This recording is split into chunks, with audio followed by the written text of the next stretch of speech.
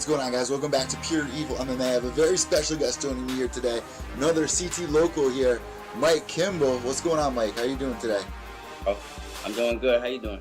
I'm doing awesome, man. It's so cool. I spoke with you, one of your really good friends, Jesse, and it's awesome seeing like Connecticut. Like, it really feels like the real is on the rise right now in Connecticut between you two guys and then Marissa. I mean, CT's hot right now. Who's Just Marissa? Marissa, the Spider Monkey. She trains over at Andrew Calandrelli's gym. We're gonna get into that because I actually have a question for you. Maybe you can get to the bottom of something for me. But coming off of your win, man, over at Bellator 194, I was cage side for that, man, and it was very special because you were on the main card. How did you get that fight? Like, what did Bellator approach you? How did this go down? So, a lot of people don't really know, but they actually offered me to make my pro debut, like after my 8-second knockout, which was my second amateur fight when I was fighting at 125. They offered me to fight, and I was just like, yeah, no thanks. It's my second amateur fight. Feel me? I wanna. Well, I remember Jesse did the same thing too, right? Like at reality fighting, they were like, "You want to come to Bellator," and you put the brakes on. Yeah. So I don't know. They must have saw something. Then, because that fight actually made it onto the show Inside MMA with Boss Rutan. Hell yeah, yep. So they saw it from there, and my teammate Cap had fought for Bellator once or twice maybe, and so they were in the area. I guess they were coming around. They called my coach, "Hey, did Kimbel turn pro yet?" And he's like, "Well, he didn't, but he's ready to. So, what's up?" And they said, "All right, we got a guy." And they offered me Jeff. And at first, I was just like, Coach, I know him personally. I don't really want to do that. Can they find somebody else? And then he was like, "No, that's all they got." So I messaged Jeff. And I told him, "Hey, I just want to let you know, your name got brought to the table.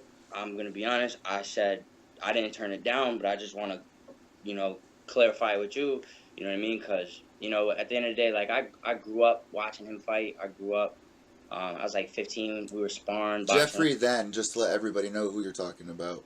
Yeah, Jeffrey then. So I didn't, you know what I mean? Because I don't really want to have to, do. But in a position like that, man, it's your future. And, I mean, it's a selfish sport. It's a selfish sport. Yeah, that's true. But I mean, that's the thing. People's mindset, their mindset is competition sport. When I'm in there, the cameras and all that stuff. That's all the stuff that makes it seem all, sport and all the fake stuff. But the reality of it is, it's a fight, and I'm not in there trying to compete with you. You know what I mean? Here's the thing, though. You went in there, and it couldn't have gone down any more perfect than how it played out. And just to let everybody know, in case you missed it, I actually reposted it on my Instagram at Pure Evil MMA for everybody. It got, like, everyone on press row. Let me just set the scene for everybody. Everyone on press row, we're waiting for, Bellator to really kick off in this main card. Here comes Mike Kimbel coming down, and the hype behind you, man, like, coming out the walkout music, everything was on point. How did you feel coming out, first off? Playing that walkout music, feeling the crowd, smelling, beer and Vaseline. Like, how are you feeling? Well, to be honest, it was. I don't really get nervous before fights, but you get a little feeling of something. But it's crazy to say you don't feel some type of way. Yeah. Yeah, nah, but that fight, they were warning me, like Tom Egan, he obviously fought on the biggest stages, UFC. Conor McGregor, obviously, Tom Egan's boy. Everybody knows Conor. Everybody want to fucking dick ride him now. But, so, with advice from them, they're just like, be careful. Tom tells me, be careful of the lights. A lot of fighters that have fought on the scene, Cap, they're like, yeah, it's so different. The lights, the stage, blah, blah, blah. They're like, be careful, just don't let that get to you. And so I just kept in my head, like, why are they saying don't let it get to me if it's just another fight? And then if anything, I felt, to describe how I felt walking out, I felt the carpet and I looked around and I was just like, wow, you know what? Put my hand up like I'm here. I could be free, basically no rules. Obviously elbows, knees, everything's allowed. I'm not packed in a fucking dog cage so where these dudes could just grab me all fucking day. And then I just got it. Like, I just felt free. And I warmed up in the cage earlier that day, felt the cage out. And I was just like, man, this is, yeah, I think I like right then and there, I knew that this is what I was put on earth to do. Like, nothing felt more right than feeling the cage, and then that walk. When I walk, my music, I always pick something to kind of just describe how I'm feeling at the time. So Meek Mill's lyrics in that song was just kind of what I was going through that camp, what I was feeling. You know what I mean? So I just bring it with me. I just put everything on my back and just bring it, let it go. Once I get in that cage and I put my arms up, I'm just letting it go. It's time to rock. And we saw that, man. Like, as soon as the bell rang, you guys, gave each other daps, and then you pushed forward. And, man, when I saw you land that wow overhand, and he dropped like that, like, I stood up. Like, I immediately stood up. Like, shit was getting real. It was and then he grabs your arm, man, and I'm like, oh my god, like he could do something with this. I was like, Kimbel's got to watch out. And then you went like this. You went, oh yeah, boom, power bombed him, and then the ref steps in. Went down within like 90 seconds, guys. It was lit. It was lit. I'll let you guys know a little secret. I kid you not. You could call Jesse up separately and ask him. I called that fight before the fight even happened. Like, because I'm so honest with myself in training and preparation, and I've come to the maturity to where I can look at the person I'm fighting or whatever and actually take what they're good at and not be ignorant towards it. Like, I don't give a fuck, blah, blah, blah. He's not doing nothing to me. I look at what they're good at and what they could do, and I pick up on their habits, and then I go out there and I put it together. So I knew he covered high with his guard. I knew he's not really a wrestler. I don't really have to worry about the takedown, even though I was drilling the shit out of takedown defenses. But he's a Muay Thai fighter with really good jiu-jitsu. So I told Jesse and I told my team in the back, I was like, listen, I'm going to crack him with a jab and he's going to be woo. And then I said, and he covers high with that guard, so if it's there, I'm just going to let the 1-2 go and rip right around his guard, and he's going to fall. If he's not stiff from the right hand, I'm going to jump right on him. I'm jumping right on him. He's going to throw up a triangle or a triangle or arm bar. And how do you feel? How did you feel the second he grabbed your arm? I fed it to him. Yeah, you jumped right on top of him. You were trying to finish the fight because he dropped from that big overhand. And then as I'm hitting him, I could hear him breathing. So I knew he was out. And his body, it looked like he was real scrambly, but he was literally like a limp. He was limp when I got on top of him. He wasn't even really there. So I was just like, yeah, this is just muscle memory playing. So I knew once. So I'm sitting there and I'm hitting him, and I feel him working for the arm, so I kind of put it in there. And if you really watch the fight, he didn't even pop it up, and then, like, I had to try to escape. He literally popped it up, and before he even locked it, I trapped my arms like this. And that was, like, I'm a very powerful, individual, so I knew he wasn't going to have the steam to pull that off, but I knew he was going to go for it. Triangle bars is what all these dudes in Connecticut, that's all they go for. And I've learned that the hard way. and you know what? Since you're talking about it, let me pull up your Instagram and just play it for everybody really quick because it was so impressive. Now, let me see here, just really quick. Display. There we go. All right, let's pull up your Instagram. And for everybody that wants to follow you on Instagram, it's at Mike or it's at Kimbel Mike. Yes, sir. All right, let's see. Well, first off, before we even get to that, you keep talking about Jesse. I've had Jesse on the show here, and people are seeing, like, and I was cracking up about it. I love this picture. I didn't know you guys go, like, way back. Like, there's a picture of you guys, like, as little kids with Jesse's father. 13. Let's see here. Here it is. All right, let me play this fight for everybody. All right, so check this out, guys. Here it is. Drops him right here. So at this moment, you're trying to finish the fight. He's taking these deep breaths, and now he's about to grab your arm.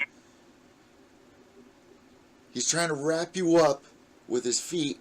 You get your arm. You feed him your arm, and then you just bail him on his head. Yeah. Finishes the fight. 3:58 of the first round. At least that's what it said on the court. So going back there, man, you jump on top of the cage. You're feeling like that had to be such a good feeling. Yeah, I mean, I'm notorious for getting in trouble after the fights because I hop on the cage. They always yell at me, but at the end of the day, I'm the fighter. I make the fight, and if I just put somebody to sleep, and that's like it doesn't matter how good of a fighter you are. A lot of people don't even have knockouts. A lot of people never will know what it's like to put another man unconscious, and that's all I'm known for. I have 100% knockout rate. You got 5 wins. 5 wins via TKO so far. Boxing, I'm undefeated in kickboxing with all knockouts under a minute.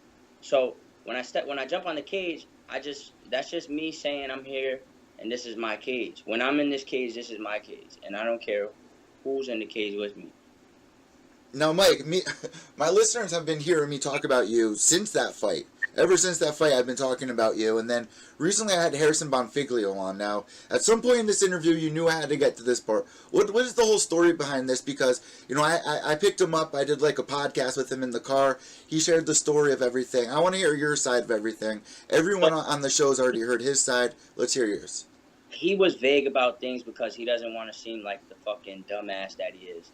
So what happened was we had a fight. And when was the fight? It was quite a while ago. Yeah, I don't know. I was like 19 or something like that. He put me in a triangle. First of all right, so the fight happens. We come out. I'm swinging. He's running. And he's jumping at my ankle like a woman. He's not even setting up shots. He's literally on the floor crawling to my feet like a little fucking girl. And the only takedowns he got was by pressing me on the cage. That's why I hate those little cages. Now, it wouldn't matter. I've obviously worked on things. I'm a complete martial artist in all areas, truthfully. But at the time, I just wasn't ready for that type of cage work or whatever. So he didn't really like shoot on me and get a takedown. He just like pulled me off the cage, whatever. We go to the ground. He doesn't do anything.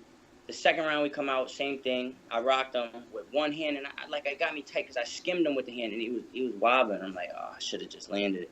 But he put me in a mounted triangle, a triangle into a mounted triangle. And now I know how to get out of that because I'm a very flexible dude, no homo. I put my legs around him and kick off. Literally, as soon as I put my legs around him, he goes like this, and the ref stopped the fight. And I'm like, wait, what? What do you mean? The ref stopped the fight. He went like what? He did what? He was about to... He did 2 punches that I blocked like this, and not even hard punches. He was like this, literally. Like, you can watch the vid. And I blocked him, and then I kicking the legs over, and the ref just stops it. And I'm like, ref, what are you doing? And the ref's exact words were, there's no way you were going to get out of that. I said, how are you going to tell me that? 1. And then 2, as soon as it's over, he goes to shake my hand. He's like, yeah, my bad, bro. It should have went on longer. Like, all respectful and shit like that. Then I go home or whatever the day after, they post pictures or something. It's ironic that the only pictures of him doing anything was with that triangle. Everything else is me punching him in his face. So, 1. And then people that I do not even know, like, I kid you not, I don't know these people. They're tagging me, and they're like, oh, that was bullshit. The ref shouldn't stop the fight, blah, blah, blah. So he comes out of his face, and he says, oh, somebody needs to tell that kid to take the loss like a man and stop crying. And I'm like, so then I got on and I'm like, listen, bro, I never said anything about the loss. A loss is a loss. I don't care about a loss. I got in there to get in there. I was like, so I don't know what you're talking about. And then he was also saying to other people in that same sentence where he's like, he needs to stop crying, take a loss, blah, blah. He goes, I'll beat you anywhere. I'll beat you in boxing, kickboxing, doesn't matter. First of all, that's a lie, because you won't. Second of all, you won't beat me anywhere, because every time I see you, you're looking down with your tail between your legs, you little fucking rat. He looks like a fucking weasel. Would you take a rematch with him? I mean, because this was your amateur career. A lot of you're supposed to be learning. You know what I mean? It's not like it. I'll fight anybody. I wouldn't have went pro if I'm not ready. Listen, I done sparred with the best of the best. I'm around the best of the best. Nick is one of the best of the best. That whole camp is one of the best of the best. I'm in Boston with the best of the best. I'm at Joe Lozon's with the best of the best. I can beat any man they put in front of me. But one other thing that he likes to disguise is he cut down to 125 because he doesn't want to fight me. And I fought Justin Christie, and he keeps on bringing Justin Christie's name up whenever they bring up me and his name. Why do you keep talking about Justin Christie if you're talking about me and you? Because he doesn't want a rematch. He's scared to fight the rematch. That's why I fought Justin Christie in the first place, because he wouldn't take the fight. So he can say whatever he wants and act as tough as he wants. Me and Justin Valentine fought my first fight. Justin hit me with that same right hand that he got hit with, and I walked forward. He got hit and crumbled like a little girl and got out of there. So for me to even fight him would be retarded. But I'll tell you what I could do. We could fight. We don't got to fight in the cage. I'm not going to give him no clout. But we could fight, for real, for real. You can get paid for it too, though, Mike. You can get paid for it as well. Especially with some of this type. Because here, let me just set the scene as well for everybody. Harrison, he had a lot of hype behind him as well, like you were saying on on Boss Rutan show and everything. And at this point, though, man, you have the platform advantage over at Bellator, where you can kind of show a card to Scott Coker and be like, this kind of that's how I feel. And looking more at the big picture. Go on, go. Well, here's the big picture to me. I've never done anything to become a local legend. And all these guys in the area, all these names that you're speaking of, you know what I mean? Mm-hmm. Andrew Calandrelli, blah, blah, blah, whatever. They're all local legends. No disrespect to Andrew Calandrelli. Anybody that has a gym or puts work into the sport of mixed martial arts has my respect. Mm-hmm. But at the same time, he's really a local legend too. He hasn't done anything. I'm not in here to stay in this fishbowl full of local legends. Yeah. Connecticut. I'm on the roster for a reason, to take people that are above me on that roster off so I could get that belt. So what I'm gonna go backtrack for and fight these dudes to be a local legend. I don't care what they think about me. I don't care what they say about me. I feel that. Look at that and look at where they are. They're playing catch up. I'm focused on me and beating myself every day. Even when I sign a paper to fight somebody, I'm not worried about them. I'm worried about what I'm gonna do to beat me. Because if I could beat me every day, who's gonna beat me? Right now in your fishbowl, too, you got somebody like Dylan Dennis that is big on running his mouth. Well, what do you think about Dylan Dennis, man? I think Dylan Dennis, because he's in your fishbowl, man. And let me just set the record straight. He's 1-0 right now, and you are also 1-0 as a professional. Do you think that... But that he's a different weight class. Yeah, he's... Yeah. What I think about him, though, I think his jiu-jitsu is honestly world-class. Trash on the feet. And, you know, he kind of got it... I don't like to say anybody got it easy because I don't want to make it seem like, you know... But at the same time, he was in camp with McGregor for his thing, and he kind of had that name. And I don't like fakeness. Like, the way he talks, his posture, the words he says verbatim. Like, he's milking McGregor. Like, I don't know. He's gonna run into some trouble if he fights real competition. But I think Bellator will feed him guys. But he'll run into trouble if he fights real competition. I don't ever have to worry about that problem because all I've ever fought is real competition. Jeffrey's never been knocked out. He's only been beaten by Mirhab Davishia or whatever in the UFC, and he was at ranked number 14 or something. Now he lost, he got down, but that dude couldn't even finish him. I come in here in my first fight and I put him out, and it's not like it was a lucky punch. I was baiting him. I was setting him up. So Dylan Dennis, fuck Dylan Dennis. I don't care about Dylan Dennis. Where are you at right now with Bellator? Like, what does your contract look like? Are they just doing like the one fight deal? Because at the beginning of the interview, you know, you wanted a sweet deal. You didn't want just one of these sell me tickets and maybe we'll put you at the end. You're like, I want to be on the main card. You're trying to work something out. With a win, it gives you a little advantage. Well, so to be honest, I was turning down the Bellator fight so I could fight for CES in February. So I was just gonna go through CES, bang them out, get to the UFC. But because, like, obviously, like, it's about your skill, but it has a little bit to do with connections, like, and how you fight. Like, people want to see people that put people out. So I got connections for all these things. And then Bellator was knocking, and I told my coach, like, you know, I want to fight for CS, blah, blah. And Tom was the one who really sat me down and was like, Mike, listen. Fight the Bellator fight. I guarantee you they're going to offer you some sort of contract. I know what you're gonna do. Just get it done, and then take it from there. Because obviously, everybody has to. I have to acquire some sort of record. You know what I mean? So, he said, and I was like, you know, okay, I'll take the Bellator fight. It's a 1-fight contract. And then, sure enough, you know, now I got a 6-fight contract. I'm a signed Bellator fighter. I'm about to get my blue check mark on IG, so I'm about to. Hell yeah. All the shorties. You know, not for nothing, I'm blessed. Now I'm signed to Paradigm Sports Management, Tim and Austin, which is, you know, they got Wonder Boy on the roster. They got Michael Bisping. They got, you know, Conor McGregor. Everybody knows. They got some of the best. They have the best fighters in the world, world-class athletes, and I'm honored to be a part of that roster on one fight. You know, I can't complain. Here's why you're a good fit, too, for that. Because you're also a character. Like those people that you were just naming off, like Wonder Boy, like Bisping. You know, you were just talking about Dylan Dennis, and you can tell when somebody's rubbing off as phony, someone like, you know, not being themselves. I go Yeah. check out your Instagram, and you're being yourself. You're having fun, and people like seeing that. And the other big thing, where I can tell that you're going to be going places, is the energy that you bring.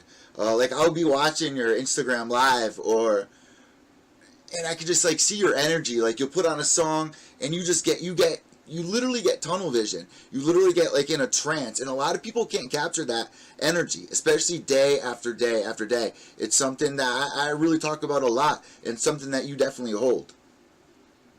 Yeah, I mean, I don't know how to explain it. Jesse be telling me all the time. He's like, it doesn't fucking make sense. Like we'll just be finished on our third session or something, and I'm like, if I feel like dancing, I'm gonna dance. If I feel like going to the club, I'm going to the club. I don't know. Energy is something amazing, and I don't even, you see who's on my neck. They say, I'm a Christian. I'm not perfect, but they say, the light of God is in all of us, and I feel like, you know, my light shines just a little bright, and I got a good head on my shoulders. So I don't know. I just be me. They You say can, they be yourself, but some people aren't really themselves. Like when I tell you I'm myself, I'm just being me. And I guess people like people come to me all the time and they give me weird messages on Instagram like about inspiration and blah blah blah. And I don't understand it. I'm just doing what I love to do for myself to be the greatest and to provide a wealthy, lavish life for my friends and family.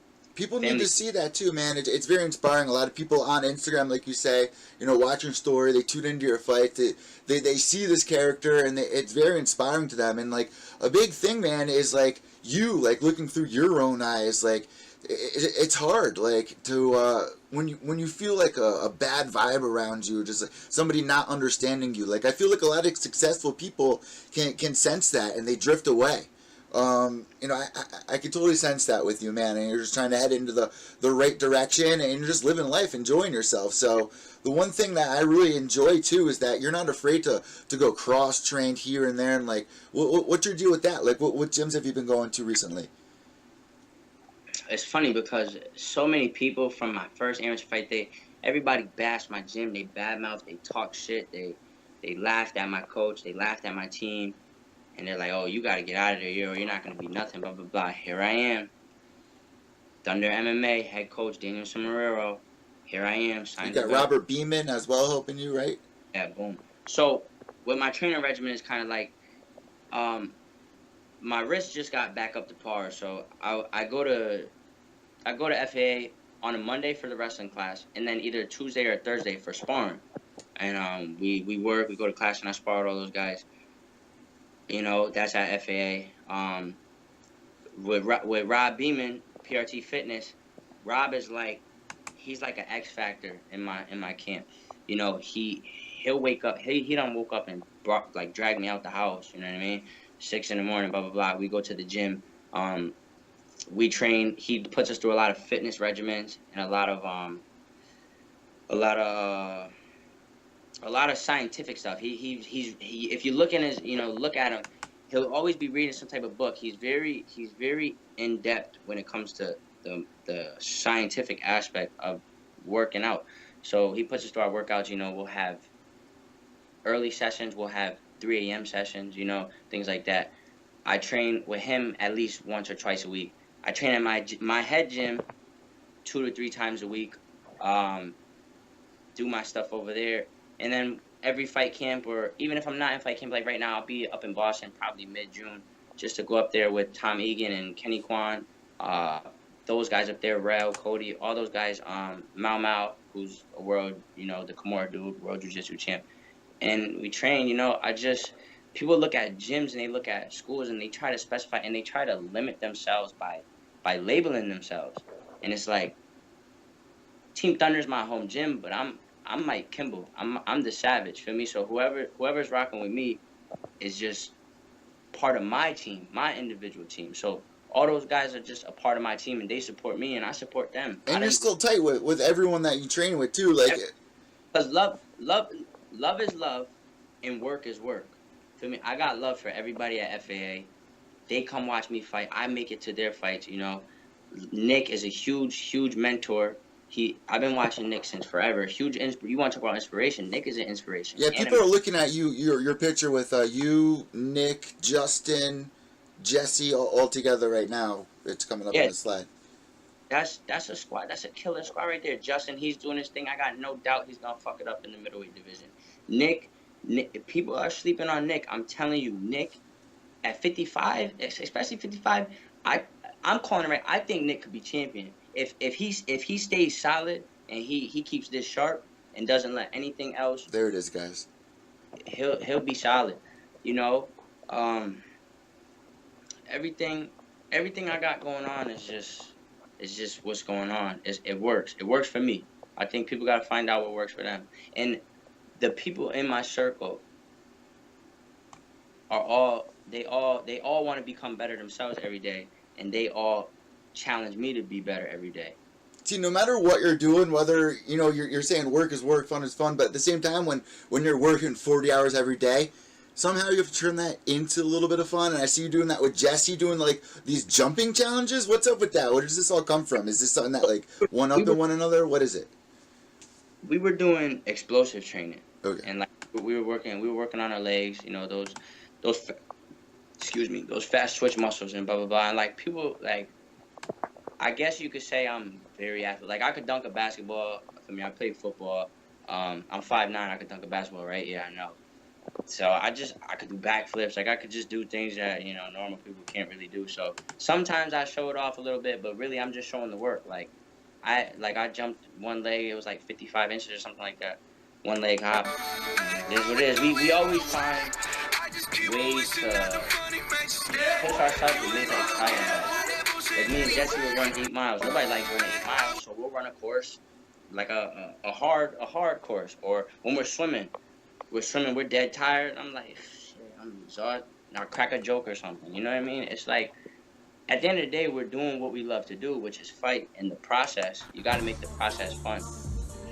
I find beauty in the struggle. Because not for nothing, like, I can't speak on anybody else, but where I come from, Waterbury, Connecticut, feel me? 3 friends got shot and killed last year. There's shootouts all the time. There's a lot of things, and police officers will tell you, they don't put on the news a lot of things that happen in here because, Holy Land is right there, and, there's a lot of stuff that goes on in here. There's a lot of killings. There's a lot of murderers. There's a lot of drugs going on. And as a kid and just seeing things and being involved, like I've been shot at, 2 times, just where I'm at right now, being signed to Bellator and somehow staying focused in the gym is enough to make a movie if we go deep into the past. But I'm not gonna go that high yet. It'll all be documented one day. But so. One thing people don't understand, Mike, like when they think of Connecticut, they think of all of us as like these rich, spoiled kids, and it's not right. Like my listeners know, I was the only white kid in my neighborhood. And the other thing about Connecticut, man, I don't know if you can agree with me on this, but there's not really like racial tension, like any kind of violence. It's a lot of domestic or a lot of drug violence. You know what I mean? It's not like racial violence. Well, feel me? Like there's a lot of gang violence. Yeah. It's not whack like like it's not like blood and Crip blah blah blah. But I ain't even gonna say too much. But there's a lot of gang violence going on, and there's a lot of people that don't get along with a lot of people. There's a lot of people that I haven't gotten along with. But it's all about maneuvering, making the right moves in the city, and you'll be all right. But that's when they think it's just rich, like West Haven. West Haven's nice areas. There's a lot of nice areas, things like that. But if I got in the car right now and I drove down the street, it looks like a third world country in some of these places out here. Like hood to woods in 20 paces. Yeah. Kids have nothing out here, and I'm looking to really change things for myself, my family, and for my community. Because Ryan Gomes came out of Waterbury, but he went to the NBA. He wasn't like a superstar in the NBA. Like I'm not in it to say that I'm here. Like a lot of people, I feel like if they got to my position, they wouldn't shut the fuck up about it. Yeah, I'm a Bellator fighter, blah, blah, blah. Like, no, I'm the same kid. I haven't done anything yet. Like, even when I get that championship belt, I haven't done anything yet. I'm trying to change the whole game. I'm trying to be the face. Coming down I-84, I want you to see that on the billboard. Yeah, like New Haven represents people like, we have a WBC boxing champ, from New Haven and stuff like that. Like, Yeah, we're proud of our athletes. yeah, You yeah. know. And it's weird, like Connecticut, through the amateurs and stuff like that, and from my gym, I've always been the B side. They've always looked, you know what I'm saying, like looked over or looked down on my gym and looked over me, and so I've always been the B side. And I feel like taking that with me to the pros is gonna pay. It benefits me because nobody's gonna give me nothing, and like a lot of, as much as there should be support, there's a lot of hate. Like there's a lot of people that are like, oh fuck Mike Kimbel. You know, what do you think about this, Mike? I was kind of talking about it with Jesse. Um, this is some shit I just don't like. Is when, and I think you guys definitely agree.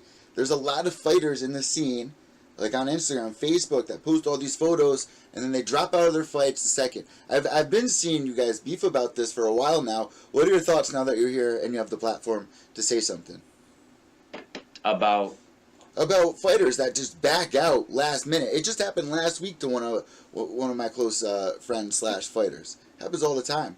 You know, even last night on the Ultimate Fighter, we were watching a fight, and you know, it was a cramp, but it was like right before the fight. It was a little fishy.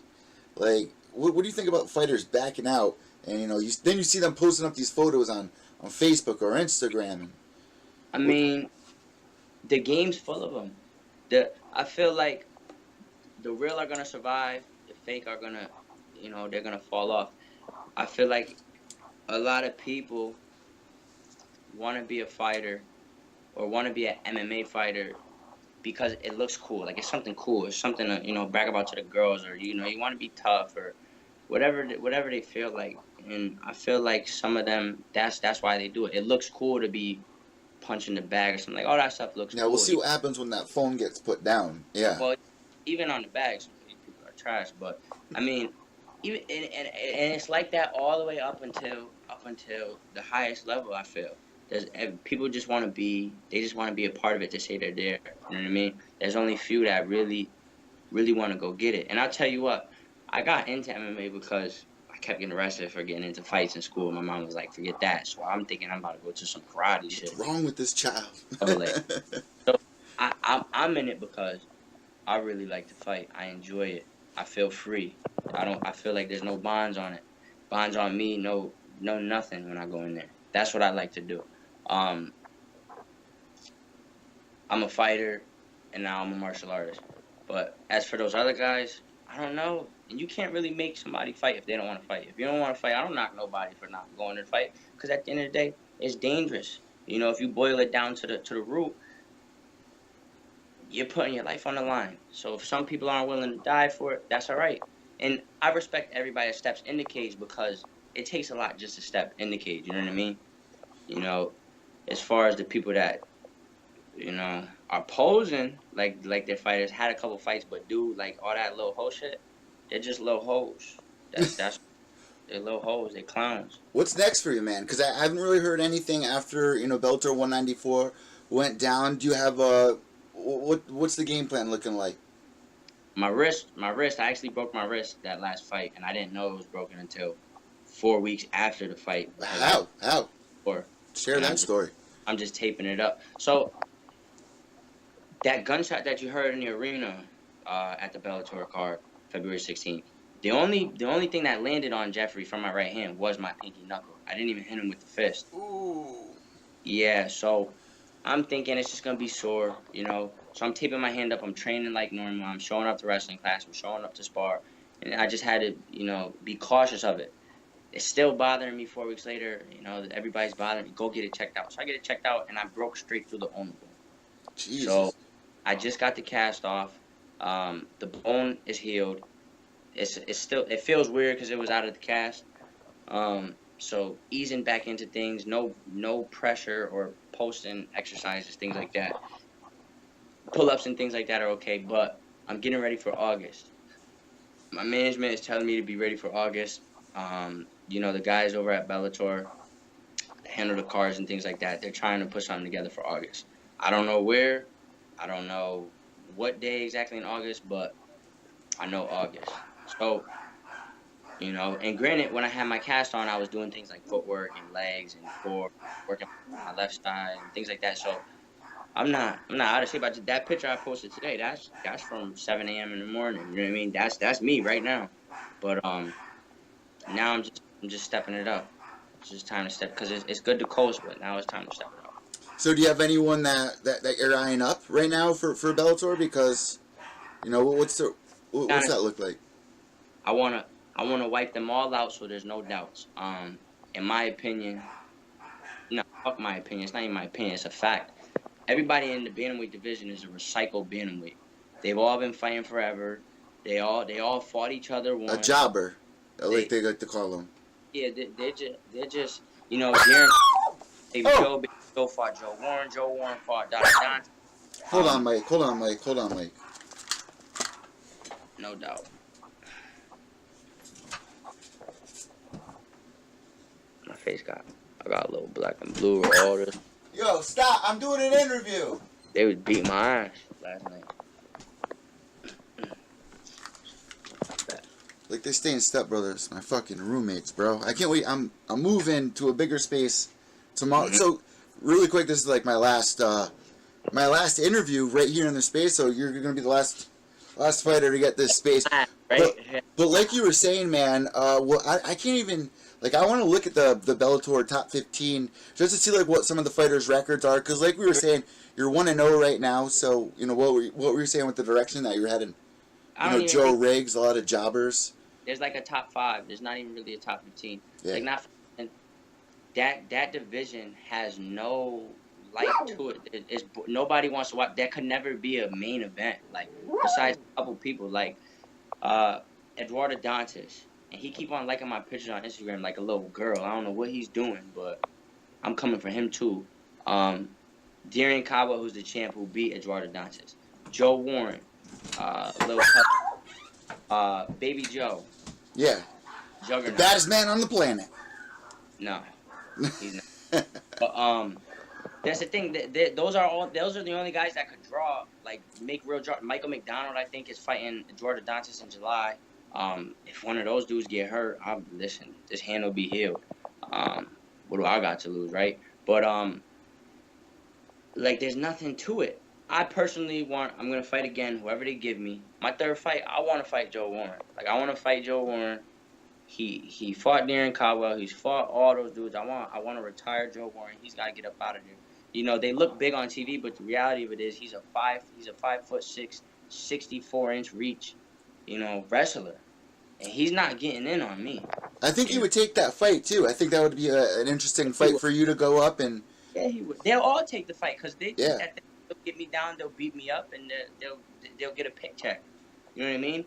I want Joe Warren. I want Baby Joe. In my opinion, Eduardo Dantas is a more dangerous fight than Darren Caldwell because Darren Caldwell, he's a relentless, great wrestler. But I'm telling you right now, I've been wrestling. I've been grinding with all Americans. Over there at Nick's, some of the best wrestling. Ryan Rowdy, he's the head coach for Amity wrestling team. Nick Newell, he knows what he's doing on the match. He's a great wrestler. You know what I mean? And these guys are honest with me in preparation. They're like I wouldn't say I'm ready if I didn't know I was ready. You know what I mean? And they would laugh at me if I did say I was ready and I wasn't.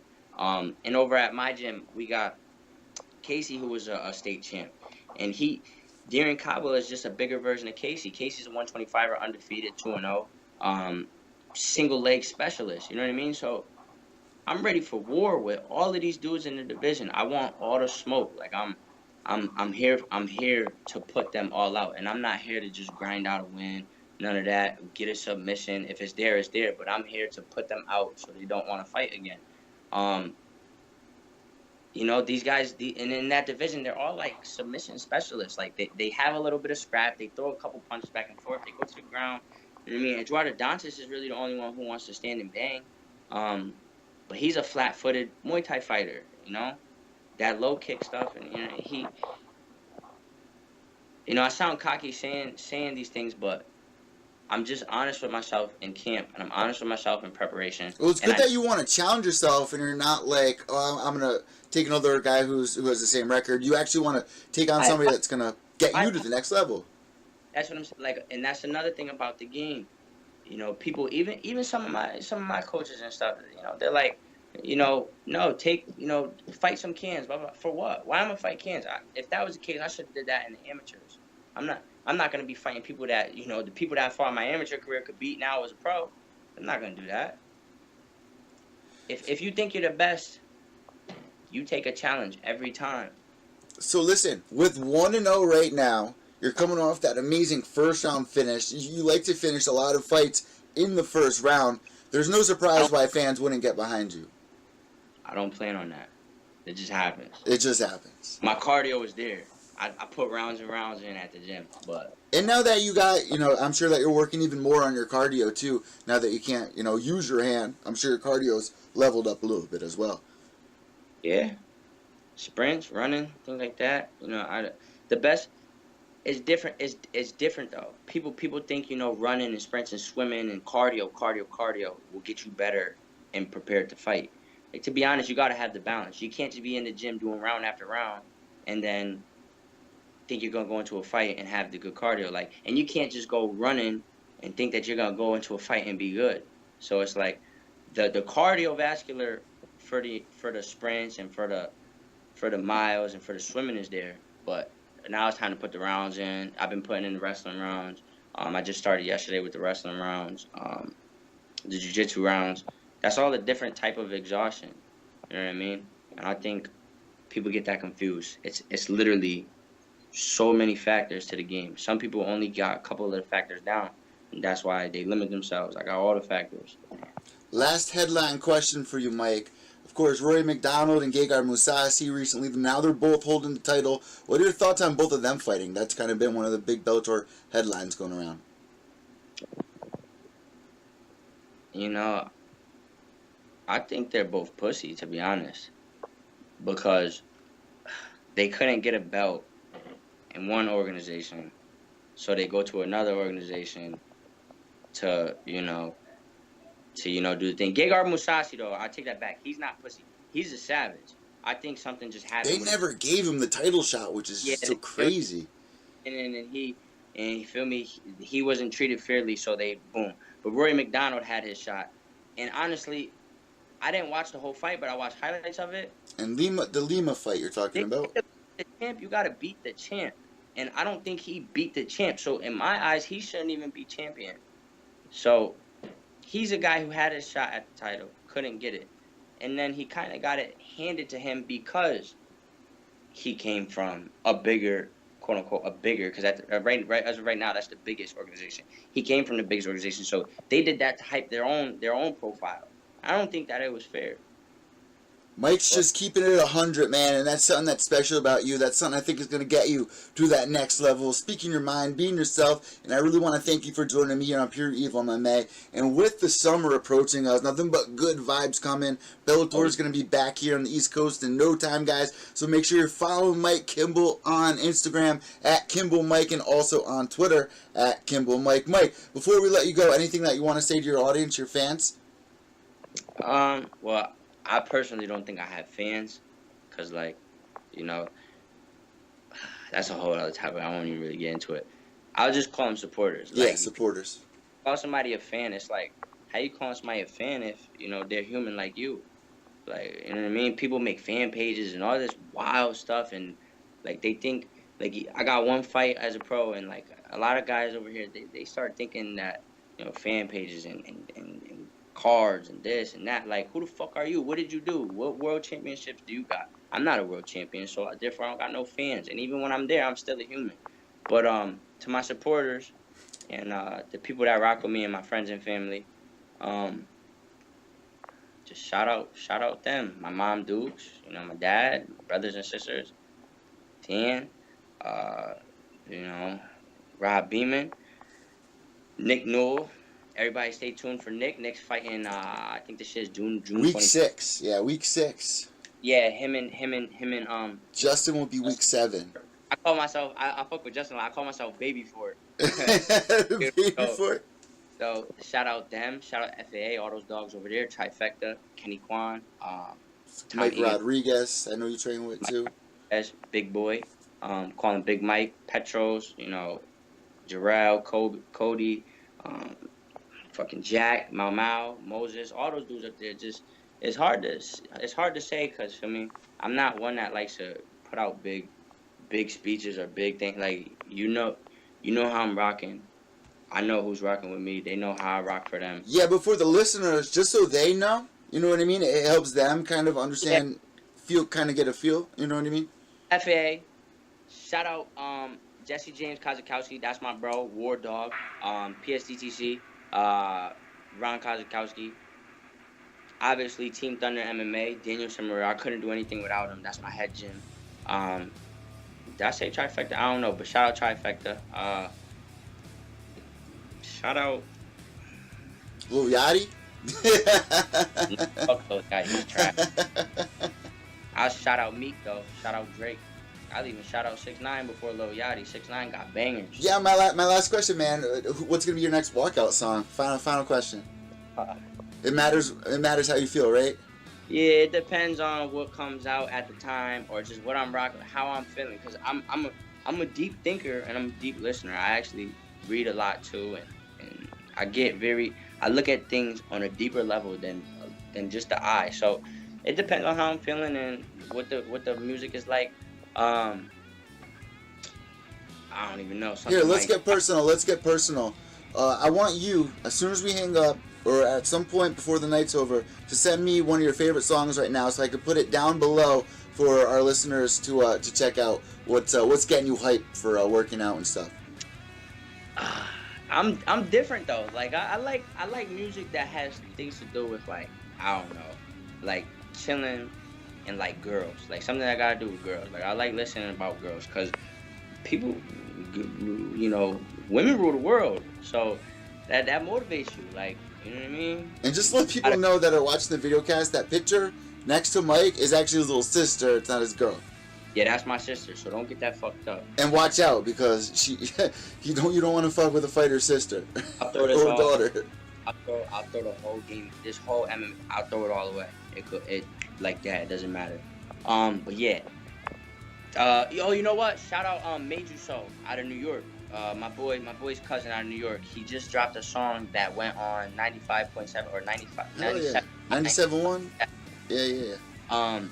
It's called The Ride by Major Soul. That shit is heat. I bump it 10 times a day. Send it to me, I'll support it. I'll drop it down below here on the YouTube and iTunes channel, alright? I got you. He gonna have to drop me some bread for this though. Mike, thank you so much for joining me on Pure Evil MMA. It's been a long time coming, brother, and I can't wait to see you back inside that cage, brother. Oh, I forgot. I can't forget, because this is one of the best teams in the world. Shout out Paradigm Sports Management. Shout out Tim. Shout out Audie. Those dudes, they keep me sharp up here. They make sure that they check up on me. Like, you got a lot of money hungry people, and I'll tell you what, they're not in it for the money. They're in it. Well, obviously the money's gonna come, but because they believe. If they believe in you, they believe in you. They check up on me. They've been checking up on me my whole hand. Tim's FaceTiming me every other week. Nice. So shout out them. They're really on the ball. Which means a lot. Yeah. But yeah. So shout out them. Shout out you. This is a good podcast. You've interviewed a lot of good dope fighters. You know. I respect what you do. I appreciate it, Mike. And shit like that. It's pretty dope. We Oh, gotta yeah. have a sit down one. You know what I'm saying? Oh, yes. Soon coming. All right, man. Before we let you go, just say your name and you're listening to Pure Evil MMA. All right. This is Mike the Savage Kimbel from the 203, and you're listening to Pure Evil MMA. Thanks, Mike. Have a good one, brother. Sir.